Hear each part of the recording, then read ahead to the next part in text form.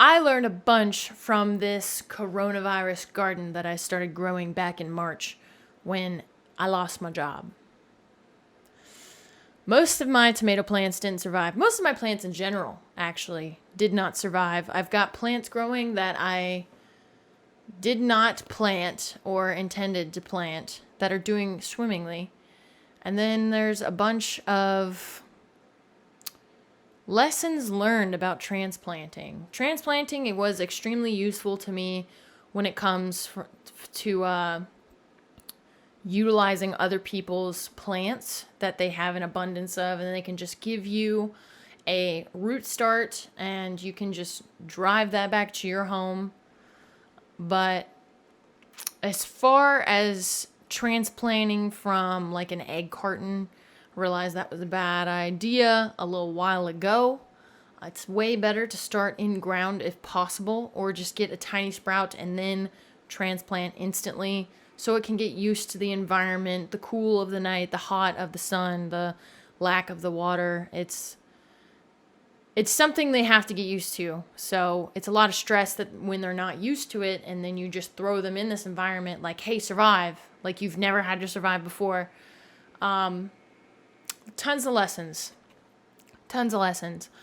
Pruning might be something I'll skip next year, except for pinching of the buds, because my hornworm infestation kind of told me, hey, if you had these extra leaves, I could have just eaten these, and then you could have caught me, a quarter of the way through instead of like halfway or, 75% of the way through my tomato plant. So, sorry about that. Excuse me.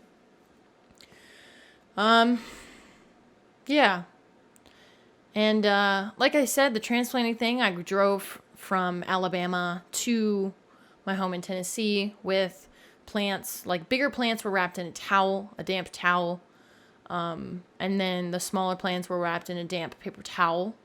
And they all had some sort of root start, except one we couldn't get a root of. I just got a stick of this bush that I really liked, and I put it in water, and it sprouted roots, and then I put that in a container in my house. So I plan to try to keep that alive by I noticed everybody uses Miracle Grow, and depending on if you're putting it in a container or in the ground, you have to get that specific type. So obviously I got the container variety, and I put my newly root sprouted bush stick in a container in my house. I'm going to see how big I can get it before maybe I'll plant it outside. I would love to have many of these plants outside, but I also had a piece of root that I instantly planted outside and it kind of died. So learning is a process. I'd rather have multiple roots growing indoors and then attempt to do something with them outdoors, maybe in the springtime when it's a little cooler and not as hot or something, just to get things flowing easily. But yeah, so let me get a little bit more specific into what I learned with my tomato garden and all of the basics. My tomatoes have been a pain. Sometimes they'll turn red almost instantly, and other times it'll take them over a month to turn red. And this could be a lack of nutrition. It could be a lack of nitrogen. It could be a lack of like some sort of calcium or phosphorus or just something in the soil that they're lacking. It could be a lack of water. It could be too much heat. So more water would kind of help in that situation. But yeah, so it took my tomato plants a while to even turn red, some of them. And then before they even turned red, I had those stink bugs crawling all over them, and they eat a lot. They would eat like half of a cherry tomato in a day. So I was like, oh my gosh. So there it goes. Before I can even harvest it, it's already consumed by something else. So, and then of course I had my hornworm issues. I decided to have a sacrificial bush that I use for my hornworms, so they would eat that instead of the plants that were doing well, which they did, but they eventually Eventually more came and got on the plants while I wasn't aware. And really, it takes half a day. So if maybe you just water your plants midday, that's the first time you saw them, half your plant could be gone by that time. Crazy. So, and then there's my peppers. My banana peppers did pretty well from the start. I think they need a lot less nutrition than jalapeno peppers because my jalapeno peppers were doing pretty okay. They stayed small, which this is the point where I would, in the future, for myself, pinch those buds, the starting flowers. If your pepper plant is kind of like small, like maybe like a foot high, I would say pinch the flowers. Let the stalk grow a little thicker. Let the stems grow a little wider. Let the bushes branch out a little more before you let the fruit start to fruit. Just because it'll give you stronger branches. It will give you a bigger fruit because more nutrients can flow through that big stems or that big root system, the big root system underground. And then also you have this giant stem that's able to like flourish the entire branches. So if your plant is small and feeble and you start to see flowers coming, just pinch those flowers. It has plenty of time. And you're going to want bigger fruit. Because right now my jalapeno peppers are probably about this big. And I mean, they're about like maybe 6 inches to a foot tall. And they're just looking sad. But they are still super spicy. They're still, actually producing. And then my banana peppers, like I was saying, they definitely need less nutrients from what I can tell, because I was actually getting some decent size banana peppers up until I renewed the soil in my ground. The jalapeno peppers started to do great. The banana peppers did good, better for a second, and then all of a sudden started getting all dead looking and dying off. So in my opinion, I think maybe it was good for them, but it was too much of a shock, too many nutrients. Maybe it was too many nutrients that they didn't need, and they just died off. Whereas the jalapeno peppers that were sitting right next to them did extremely well. Then we go on to my marigolds. My marigolds, I heard that they do well with helping pollinate your tomato plants. So I thought, perfect, super cheap seed that I can buy from the store. I just sprinkled them all around my garden and around the edges. And as you can see, the first few bushels bloomed a bunch.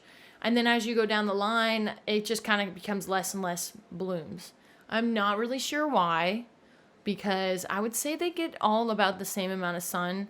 They all have the same nutrients, but I think this just comes from the random plants that you plant. I mean, it looks like they're all the same marigolds, but did they all come from the same area? I have no idea. And I'm not sure why whatever's happening is happening to them. But maybe the fact that they're growing next to a pepper plant, a jalapeno pepper plant, is the reason that they're doing so well. Whereas the other ones are growing more next to the tomato plants. Not sure why, but who knows? I'm learning too. Oh, another thing. I noticed a lot of tomatoes in my garden were starting to split. So I figured, too much water. They're getting too big and they are just splitting from their overgrowth. I stopped watering them as much and they still kept splitting. I was even gone for a week and it didn't rain. I don't think, maybe it rained once, but they were still growing and splitting. So I'm not sure what that's about. I'm going to go ahead and keep saying that maybe I just watered them too much and it held on to water down below. But yeah, they split a lot. It made it way easier for the gnats to get to them.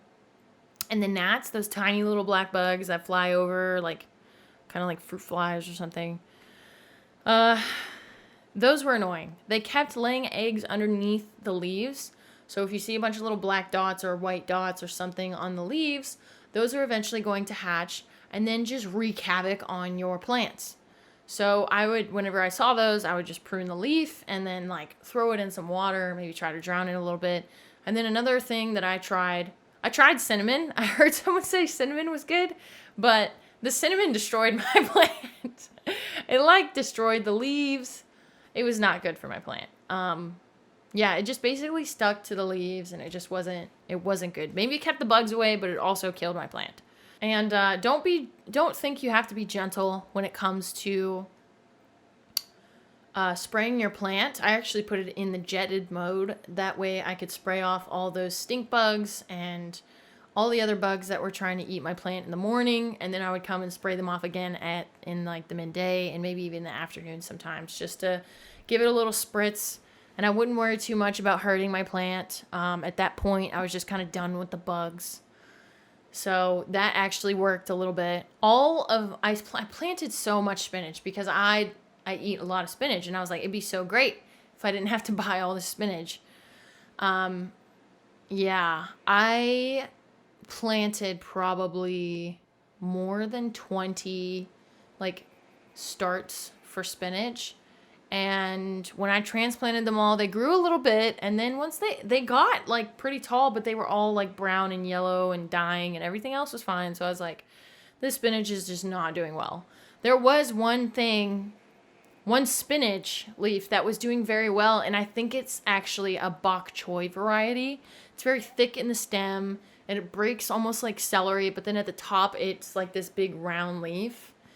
And it's very dark green. So I'm like, this is not like any of the other spinach, but it's the only one that's surviving. And I would just clip a few leaves at a time. They got pretty big, about the size of my palm. I have pretty large size palms. So large lady hand palms for that size. And I would use like a couple of leaves at a time on like a sandwich, or I'd mix it in with some of the spinach that I bought from the store. And it was a nice, fresh green taste. So whatever that is, I continued using it. So that's the only spinach that actually survived. I don't know what I have to do, but I might have to have them indoors, and I'll try that next year. So there's this vine. I tried planting this random neighbor's peach seed. They have a small peach tree, but then I heard from a lot of people that, that might not do well because this might be a type of tree that they got from in some way that maybe it was like grafted or something. I don't know. I'm not sure. But all I know is they said that it might not grow because of the way that it was grown or received from someone else to them than to me. So whatever. The peaches looked adorable. I just grabbed a seed from there. I grabbed like a nectarine from the store. And then I also had a peach seed from a gent at the local farmer's market, so I know that they continuously grow peach trees. And I used those. I used some blueberry seeds, fresh organic blueberry seeds and raspberries from the store, and I tried to stuff them all in some sweet potato stems. I just stuffed them all in my garden, and I just wanted to see what would grow since I had all this extra space from all the spinach that died and all the banana peppers that died. And then, I start getting this vine, and I asked my mother, and she said, it looks like a peach tree. I'm like, a tree? This looks like a vine. So we'll see, but it's got a beautiful pink flower coming in, and I definitely have no clue still what it is. So we'll see. I'm really loving it. My scallions are probably the only trustworthy thing in my entire garden. They have done incredibly well. I noticed that planting them in the ground instead of planting them somewhere and then having them outside to get used to the weather and then planting them in the ground was that route was more difficult than just planting them in ground. And then just having them grow, because then they're already used to it. They don't have to go through the shock of transplanting. And yeah, so skip the egg carton if you can. Or if you're still in frost season, then by all means, go ahead and start your plants inside, but get them outside as soon as you can, just so they can spread their roots. That's one thing that I definitely learned. Let them spread their roots in a deep, wide area. So scallions did pretty well, and they grow so fast. And some of those scallions are actually from the store. I would purchase like the bundle that you get from the farmer's market. And I used to have them in the water cups, but then I was like, I think they would get more nutrients from the ground. You know, there's all this soil, and then they have water too. So I was right when I did that. And then when I refreshed my soil of my entire garden with some fresh in-ground garden soil, they did amazingly. They were dying off. I don't know what was going on, but once I refreshed my soil, they did extremely well. And then I realized, okay, so maybe every month or so, refresh your soil. Put some new soil in there until you get those good nutrient-dense plants around your garden that will automatically put the nutrients back in. Until you get those, you have to refresh your soil. Use compost, something. And as far as my box garden goes that I started out with, those plants were doing well, and the squash behind it kind of started to take over it. The squash did really awesome. It gave me at least 4 or 5 squash. Some of them didn't get too big before the vines started dying for some reason, but one of them got a maybe medium-ish small size. I could eat it. I'll probably save the seeds for next year as well. And yeah, the squash plant was something I definitely did not try to grow, so that will be easy for me to do next year. And it was just seeds from a squash plant that I didn't feel like cooking, so I just threw them outside. But yeah, my box garden is awesome. It's doing wonderfully because I took the plants out of it maybe a couple weeks ago, and because I was just tired of them like being over there in that dark corner with the squash plant all over them. And they were getting kind of big. So I took them and I put them in their own place with some other plants that I got. And they seem to be doing extremely well. Except for a couple of them that were already kind of dying off. And they started this random like sideways root system since I waited so long to transplant them. And they didn't really have like a straight up support. And when the box started to break down, they just kind of fell to the side and just grew that way. So I think they'll straighten out now that I'm paying way more attention to them. But they're still doing fine. And the plants from my mother's garden are doing pretty well. Most of them survived the trip. Some of them are very tasty to some bugs and have been consumed almost completely. But I still see new growth coming from them, and that's promising. And then also others have started to bud, like these star flowers or whatever you call them. So all in all, this garden this year has taught me a lot. Watch your water, watch your soil, watch those bugs. Watch the amount of time you leave this plant in this container before you transplant it. And watch the amount of pruning that you do. And watch for those flowers, those buds, in case you need to pinch them, which you most likely will. We have very abundantly nutritious soil, so that tells the plant like fruit, but you should not fruit yet. You should not fruit just yet. Any hoodle, I hope that this was informational to you or your friends, or maybe it encouraged you to try something in your garden, because I still got some produce from my garden. I'd say maybe like 2 handfuls of tomatoes, cherry tomatoes and stuff. I'm hoping I get that last big tomato. Whew, that would be amazing. And then I'm continuing to get jalapeno peppers. So, and then obviously scallions. And hopefully that turns into a peach tree that I can have right in my garden right there.